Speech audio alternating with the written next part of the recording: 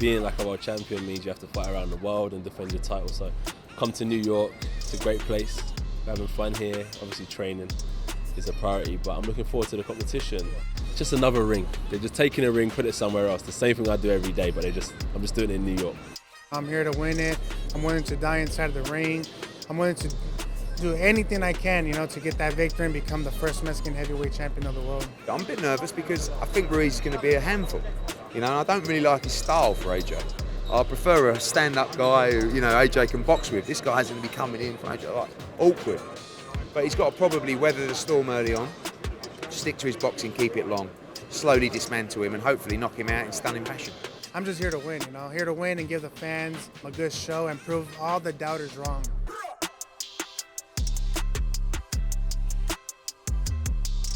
On June 1, 2019, Madison Square Garden, the boxing world was about to witness one of the biggest upsets in heavyweight history. Anthony Joshua was supposed to have a routine US debut as the reigning, undefeated, and unified heavyweight champion. Instead, he faced Andy Ruiz Jr., a late replacement, an underdog, a man who would shock the world and become the first heavyweight champion of Mexican descent. It represents a lot, not just for me, but my country, my family, and all my people, struggling over there. And, we're here to make history. Ruiz, I just think he's very confident in his own ability. He knows the task that he's up against, and I know the task I'm up against, but where you find someone who's not scared of the task, because they know even though it's a task, I'm confident in what I can do. I think he's one of those fighters, and he'll give it his best, and I'm looking forward to the challenge because those type of fighters bring out the best in you. So I'm looking forward to the challenge. Originally, Joshua was set to face Brooklyn's own Jarrell Big Baby Miller, a brash, undefeated heavyweight who talked a big game. The fight was meant to be Joshua's grand US introduction, but just weeks before fight night, disaster struck. Miller failed 3 drug tests for banned substances GW1516, EPO, and HGH. Basically, an entire chemist warehouse of substances that boost stamina and fat burning. The boxing world erupted.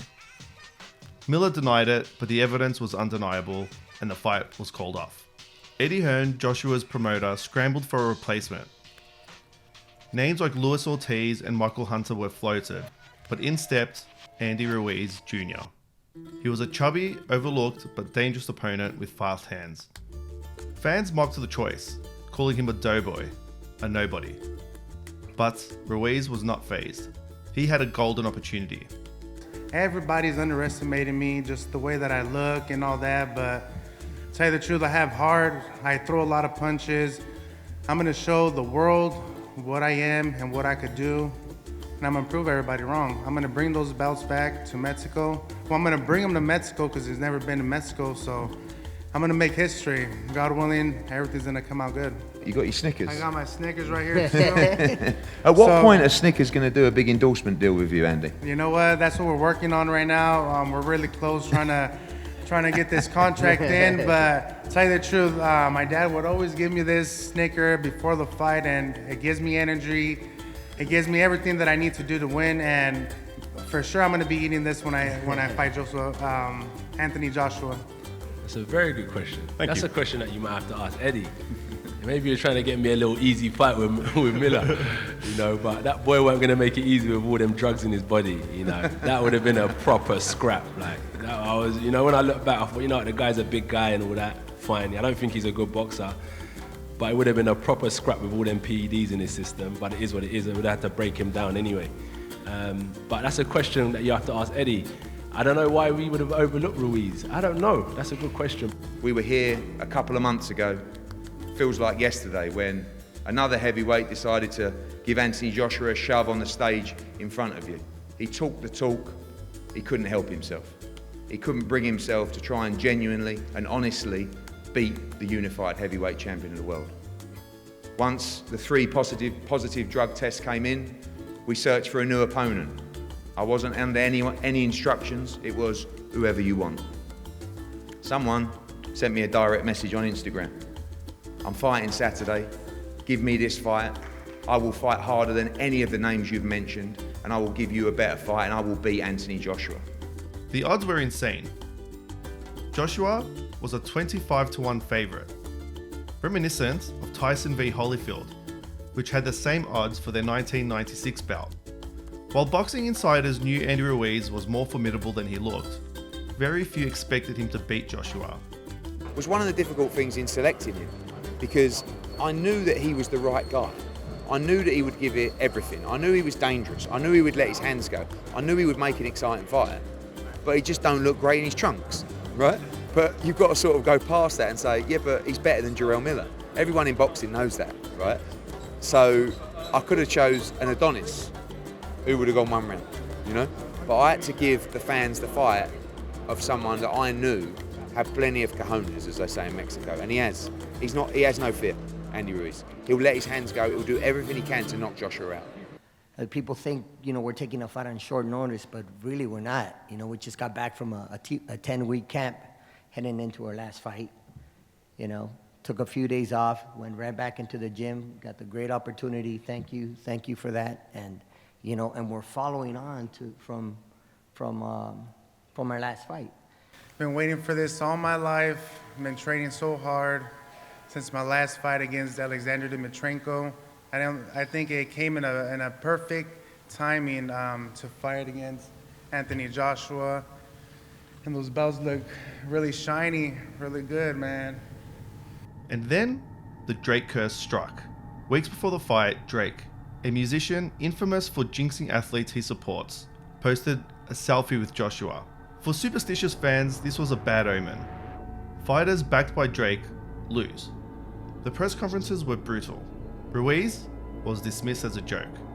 Joshua, relaxed and smiling, seemed to underestimate him. Fighting Andy, for me, is just as dangerous as fighting Deontay Wilder or Tyson Fury, because they both possess their own skills, and it's a banana skin fight for me in both aspects. So I've got to take Andy deadly serious. I don't overlook him at all. I respect him. I respect his whole team, and I really respect the fact that he put his name on the dotted line to take this challenge. And there's no fight like after the fight. When your hands are raised, your opponent's been defeated, and you're thinking about sitting on a beach or going home to your family and focusing on the next challenge ahead. Right now, I'm only champion till June the 1st, because this is when I have to defend my titles. So I'm currently heavyweight champion of the world. June 1st, I put them up in the air and they're up for grabs. Ruiz played his role as a polite, humble guy, but he carried himself with a quiet self-assurance and nothing to lose. At the final press conference, Joshua did the unthinkable. He let Ruiz hold the belts. Ruiz's smirk said it all. Fans erupted. Was it arrogance, weakness, a jinx, or just respect? 48 hours later, those belts would be his.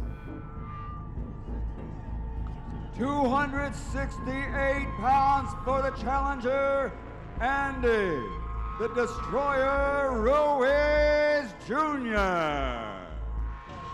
247.8 pounds for the reigning and defending heavyweight world champion AJ Anthony Joshua. Here they are, challenger and champion. The challenger, Andy Ruiz Jr., the defending world champion, the undefeated AJ Anthony Joshua. When June 1st arrived, Madison Square Garden was packed. Whispers started. Joshua looked off. Was the pressure of the US debut getting to him? I just thought he looked nervous. I just thought, because I thought he looked nervous at Wembley when he fought Klitschko, and he came out and the first couple of rounds he was quite cagey, and you could see that the occasion, the nerves kind of got to him a little bit. Ruiz entered first, smiling, almost like he knew something we didn't. After a delay, Joshua entered. Many observers noticed his slumped posture and tense energy. When he gets in the ring, that's where he's different. That's where he doesn't look like a confident man at all. That's not an aggressive look. And it's not a chilled look. And there was a lot of speculation about what happened and what caused the delay in Joshua walking out. The fight started as expected. Both fighters were tentative until Joshua dropped Ruiz in round 3. The crowd erupted. This was going as planned, until it wasn't. Ruiz got up, angry at himself. Joshua, probably thinking he had the fight in the bag, went forward, got dazed, caught in the crossfire, and went down. Joshua tried desperately to trade with Ruiz, but his hands were just too fast. Goes down. Andy Ruiz caught him with a sharp left hook. Joshua's hurt. 6, 7, 8. He is clear-eyed. And again, the champ was hurt. The crowd was in shock. By round 7, Joshua looked like a zombie. 4 knockdowns later, the ref waved it off, and Joshua didn't seem to put up much of a protest. But he's shaking, he's down again. Wow, Joshua looks gassed. Mouthpiece came flying out of his mouth. Joshua looks so tired. I think he wants out. That's it. He says that's it. Andy Ruiz is the heavyweight champion. Andy Ruiz Jr. had done the unthinkable. He was the new heavyweight champion of the world. The arena was in chaos. Ruiz in tears. Joshua was humiliated. Boxing had its Buster Douglas vs Mike Tyson moment all over again. For the longest time, Buster Douglas's knockout of Mike Tyson was viewed as the biggest upset in heavyweight history. This gives it a run for its money. What are you feeling right now? Man, I just want to thank God for giving me this victory. Without him, this wouldn't have been possible. And I just feel so good, man. This is what I've been dreaming about. This is what I've been working hard for. And I can't believe I just made my dreams come true. I don't want anyone to kind of drown in their sorrows. This is boxing. It shows that I've got the power, the strength, and I've got to come back and just tighten up on a few bits and bobs. And the superstition stuck. When Joshua lost, fans declared the Drake curse and allowing Ruiz to hold the belts as a real, legitimate curse. Evidence that boxing's superstitions sometimes outweigh facts. In reality, Ruiz just fought the better fight. I wanted to prove everybody wrong, all the doubters thinking that I was gonna lose in the 3rd round, 1st round. I was looking at comments as well. But what do you know, man? I'm the first Mexican heavyweight champion of the world.